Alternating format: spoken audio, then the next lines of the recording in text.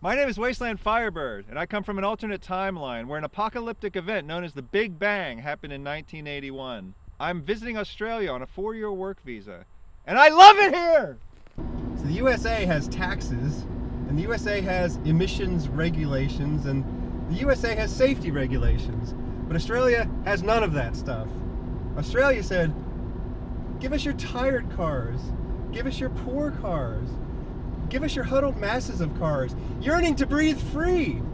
Give us your wretched refuse cars from your teeming shores. We're going to All Fords Day at Sydney Motorsports Park. GM had Holden in Australia, and Ford had Ford Australia. And they were actually very independent of their parent companies. And that led to a whole alternate timeline of muscle cars and cool cars that we never got in the United States. The only Fords that I've ever liked that is in the past 40 years have been the Ford Focus RS and the latest generation Mustang. But when I came to Australia, the Fords, they were just gorgeous. They were very cool, and we had utes and we had these cool sedans and we had these muscle cars and things that like we never had in the US. It's like nowadays a Ford is like a pickup truck, and that's it. They barely even make cars. They wanted to stop making cars, but the Mustang was just too good of a seller, so they kept making the Mustang. But I think that's like the only car they even sell in the US now. We're in some kind of industrial park. Baby furniture, like where is this place? We got some go-karts over there, check that out. Wait, I think I see a racetrack again. All Ford Day parking. Ford. All Ford Day. Show cars enter here. Parking next gate. Ford. Oh, check it out. Look over there. Look at there. Oh my goodness. They're all over the place.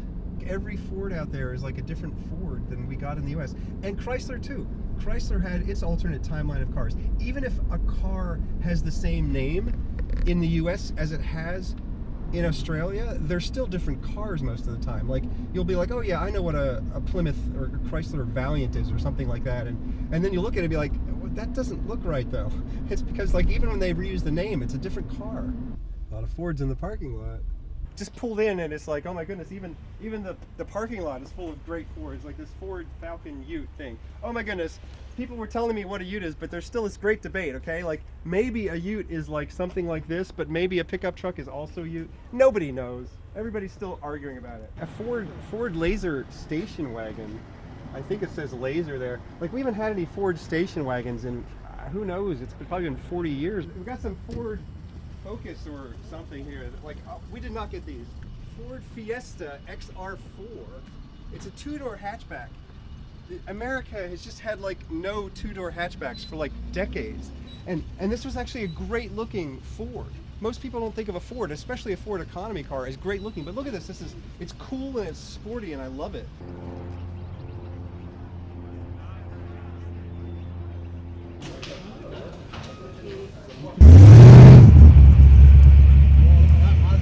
So a bunch of people told me that I need to go to the Summer Nats, and we will do that. But today we are at All Ford Day at Sydney Motorsports Park. Good afternoon, welcome to the All Ford Day. It's the 45th Ford Day. We're on a roll. Now this is a bull bar, look at that. Oh, you got a bull bar, huh? Yeah, that's a bull bar, right? I love that thing. Beautiful wheels too. Okay, this is the big one that I neglected in my previous video, but it's just pure chance. Like we were walking around town randomly. It wasn't like I was looking for any particular cars, but the Ford Falcon, we just didn't get these in the US. We didn't get anything like this. America's so focused on having four-door cars. This would have been the perfect car for the US. They kept making these Ford Falcons, I think all through the 80s and 90s and 2000s. And like, I think you could get them with a V8 and like a turbo and everything. Turbo. I assume maybe 6-cylinder XR6? Yeah. There's XR6, and then here there's the XR8. XR6. So the one thing about Australia that's different with muscle cars is that they never really had this stigma associated with 6 cylinders. Like in the US, everything has to be V8, but here they get like almost equally excited about a V6 as they do about a V8. So Ford didn't have any great small cars in the US. They made some, they tried their best, like they tried to make the Mustang smaller and things like that, but nobody wanted these cars in the late 70s during the fuel crisis. But like other parts of the world had just really cool small Fords, and I don't know why they didn't bring these to the U.S. So this looks like maybe like a European Ford or something like this. I don't even know. Ford Escort RS2000. Europe got Fords too that like the United States never got. It's not just Australia. Australia got the two-door, and Europe got the two-door Fiesta ST. Or Focus ST, whichever. We didn't get any of the two-doors. I love these graphics. It's like Subaru. It's like a kangaroo with like a motor in it. It's so cool. It's got a little baby kangaroo sticking out of it too. We got one of these Ford Falcon GTs in the last video, and everybody went crazy. It's like it's a $1 million car right there. Fastest four-door car on earth for like 40 years or something like that. This looks to me like every American car show that I attend is like, okay, boring, boring, Mustang, Mustang, Mustang, Mustang. That's why I just gravitate over here towards like, here's a Cortina. But yeah, I'm barely getting out of the small Fords section. These are like the Euro Fords from the 70s and things that we just didn't get. And so I just love these things. There's an old like 70s van over here. I'm all about the 70s. Now, so this is what we call a van in the US. Now, in Australia, they had the panel van trend at the same time as the United States had the big van trend. And the idea was the same.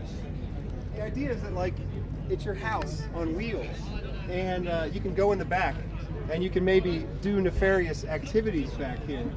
But I can't decide which I like better. If I like the Australian panel van scene or like the US big van scene. They're both just great in different ways. And it's interesting that they like influenced each other, but at the same time, we didn't have these big vans over here, and we didn't get the panel vans in the US.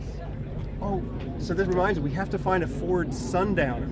So the Ford Sundowner would be like the panel van of the 70s. Oh, look at this color over here. Beautiful. So I'm willing to bet this is an original color. In the 70s, they did every color you could conceive of on muscle cars. And it was sort of like the last forbidden territory of unusual colors was to try pink. And so they did like Panther pink on some of the Chrysler Plymouths in the US. And I guess we have a pink Ford too. That's amazing. It's gorgeous. So I didn't know you guys got the Ford GT in Australia. So we're both lucky on this one. This is a great car. Where are the Sundowners? There has to be a Sundowner here somewhere. The US had a Ford Fairmont. I could tell you it didn't look anything like this. I had two friends that had them. They're a piece of crap. So this isn't the Sundowner, but it's like the panel van kind of style.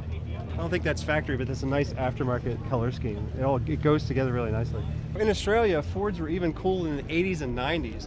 In the USA, there were no cool Fords in the 80s and 90s. Nowadays, the police cars could be like anything. They might be a Hyundai or like a Subaru or like a BMW or something like that. But there was a time when they were Fords and Holden. Did he do Holden police cars too sometimes? Mm-hmm. Yeah.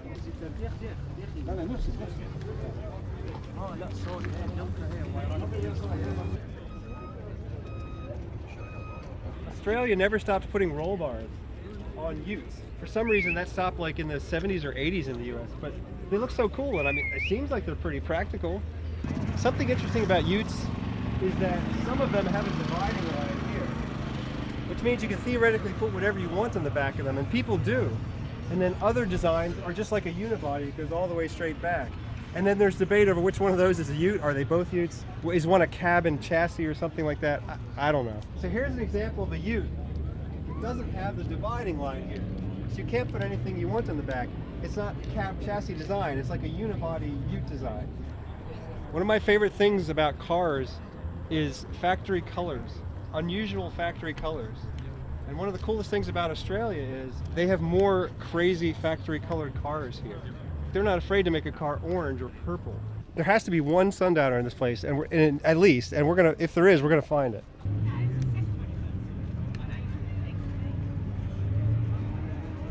No, oh my goodness. What in the name of all that is holy?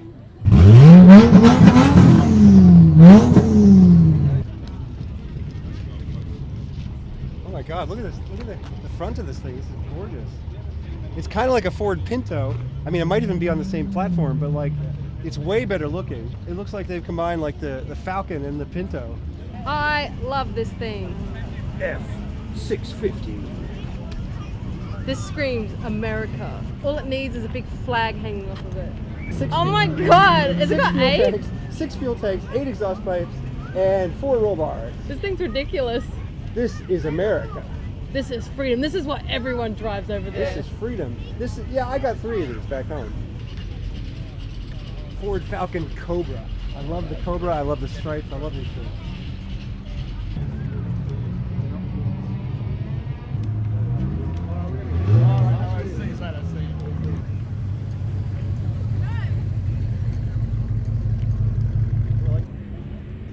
Okay, Mad Max fans. Ford Falcons really were used as police cars. Here you go. Check that thing out. One thing Australia does a lot of times is they'll just stick the air cleaner out of the hood. Like in the US, a lot of times they want some sort of a scoop or like a tunnel ram kind of looking thing. But here they're just like air cleaner sticking out. That looks cool. I like it. But it's a different style. Okay, I have no idea what this is. Capri. Console Capri. Mercury had a Capri in the US. Mercury is a Ford brand. This is exactly what I was just talking about. This is like, in the US we had these, but it was a Mercury Capri. And we didn't have very many of them, and people hated them. I don't know what chips on a stick are, but I'm excited about this. 2 chips on a stick with chicken salt and a raspberry slushie, please.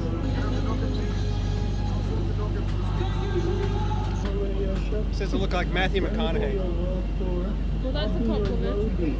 SRBB, I agree, they are an amazing band.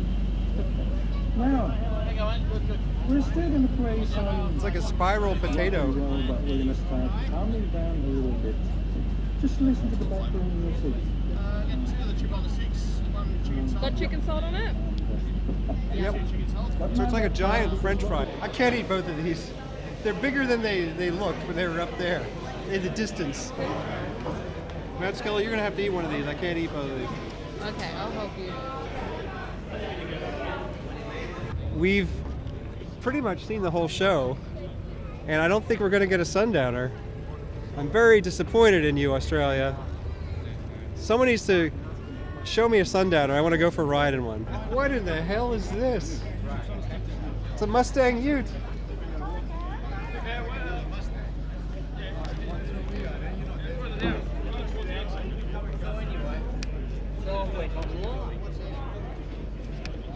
I've never seen anything like this. Matt Skelly grabbed a couple of these things. I have no idea what they are. They are the best. They're leftover violet crumbles made into little birdie beetles. So like they sweep the factory floor and then they put it into like a candy bar or something? Yeah, that's where the good stuff is.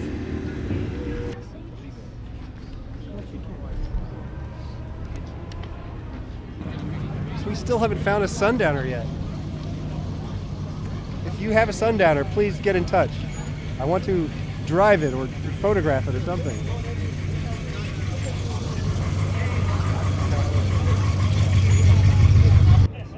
Yeah, you won't find these anywhere.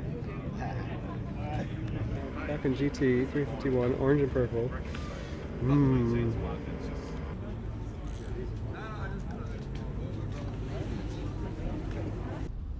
So that's it for all Ford Day at Sydney Motorsport Park 2022. I'm really disappointed I didn't get to see a sundowner. So if any of you out there has one, I want you to take me for a ride in it. We've actually shot the footage already for a bunch of other videos coming up, so we'll have stuff coming up in the next few weeks. There's a Lamborghini Miura in this dealership, green Miura, yeah, there you go. And thanks to Mad Skelly for the camera work.